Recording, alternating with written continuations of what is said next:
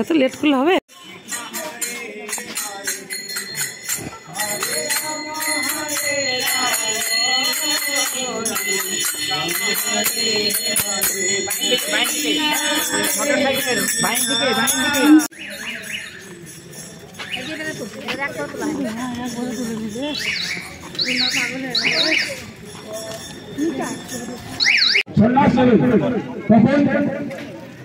এই গৌরীদাসের বাড়িতে এসেছিল আর উনি যখনই এই গৌরীদাস পণ্ডিতের বাড়িতে আসছেন তখন এই ইমলিতলা ইমলি মানে তেঁতুল, এই তেঁতুল গাছটা উনি বিশ্রাম করতেন। ধ্যান দিয়ে শুনবেন কিন্তু, এই শোনার জন্য কিন্তু এসছেন আপনারা। এই তেঁতুল গাছতলায় মহাবাবু বিশ্রাম করতেন, আমরা এখন দর্শন করলাম। তো গৌরীদাস পণ্ডিতকে যখন মহাবাবু বললো যে গৌরীদাস আমি তো সন্ন্যাস নেব, আমি আর এখানে থাকবো না, সন্ন্যাস নিয়ে চলে যাবো, আমার সঙ্গে আর দেখা হবে কিনা জানি না। তো যাই হোক গৌরীদাস পণ্ডিত তখন বলেছিলেন মহাপ্রভুকে, না প্রভু এখানে আপনি যদি সন্ন্যাস নিয়ে আমরা কি নিয়ে থাকবো, আমরা থাকতে পারবো না, আপনাকে আমি এই অনুমতি দিতে পারবো না। আর মহাপ্রভু বললেন যে তোমার অনুমতি ছাড়া আমার সন্ন্যাস তো অসম্পূর্ণ থেকে যাবে, তাহলে আমার সন্ন্যাস সম্পূর্ণ করতে গেলে তোমার অনুমতি চাই। এক কাজ করো, তুমি তো কাঠের মিস্ত্রি, তুমি আমার একটা মূর্তি তৈরি করো, আমার মূর্তির মধ্যে ওই কাঠের দারু মূর্তির মধ্যে আমি সর্বদা বিরাজ করবো, তাহলে আমি হলো আর আমার সন্ন্যাসও হলো।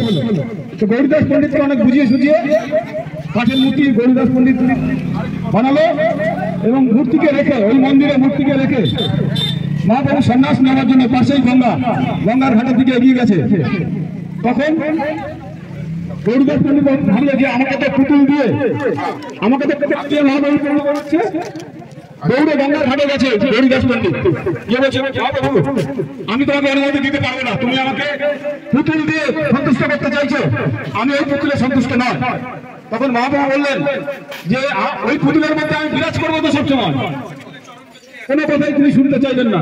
তখন কি হলো, মহাপ্রভু তখন বললেন গঙ্গার ঘাটে বসে যে ঠিক আছে আমি যদি থাকি তোমার মন্দিরে তাহলে কিন্তু এই কাঠের মূর্তি কিন্তু চলে যাবে সন্ন্যাসী।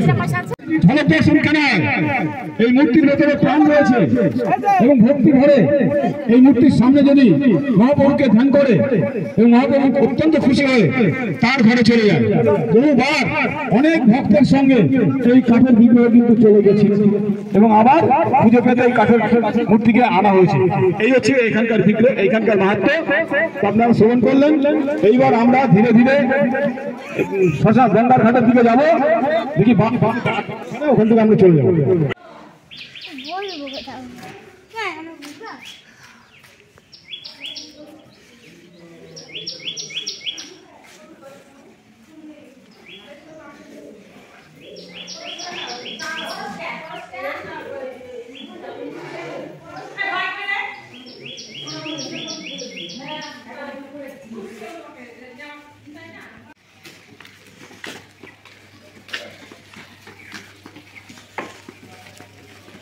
ভিডিও করবেন না,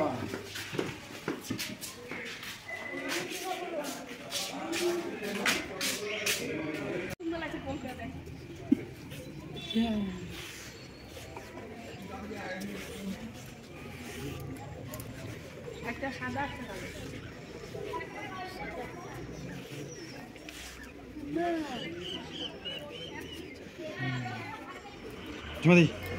তুলি থাম। সুদর্শন কোথায় গেল? এই সুদর্শন কোথায় গেল? আমাদের তো শুরু কেবল।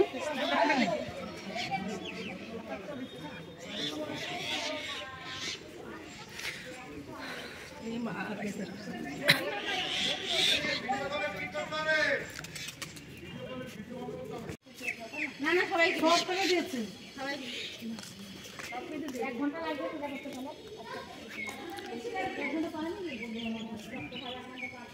1 ঘন্টা পরে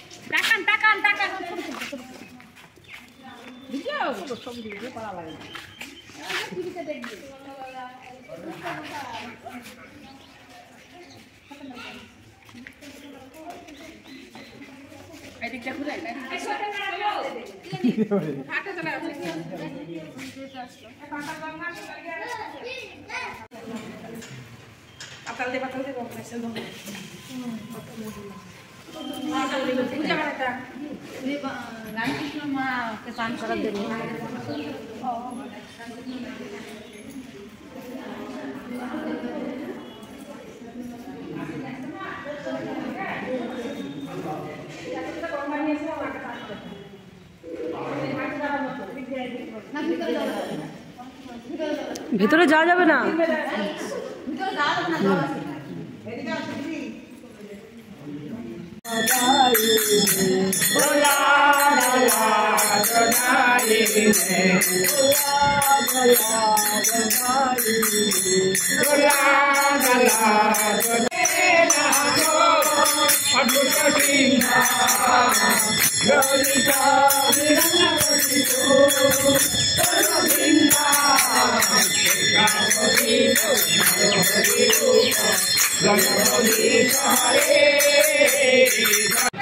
আমার থেকে কিঞ্চিত রূপে কেউ শ্রেষ্ঠ হতে পারে না। সেই জন্য ভগবানের এক নাম হচ্ছে অসম্বর্ধ। এই নামটা কে শুনেছেন আগে? কারা কারা শুনেছেন অসম্বর্ধ? দাদু অনেক কিছু শুনেছে আগে। অসম্বর্ধ কথার অর্থ হচ্ছে না ভগবানের কেউ সমান, না ভগবানের কেউ ঊর্ধ্বে। দ্যাট ইজ কল্ড অসম্বর্ধ। এবং গীতাতে ভগবান তার স্টেটমেন্ট দিচ্ছেন 7 চ্যাপ্টার 7 নম্বর শ্লোকে। গীতা খুলে দেখে নেবেন। ভগবান বলছেন যে মত্তঃ, আমার থেকে পরতরম শ্রেষ্ঠ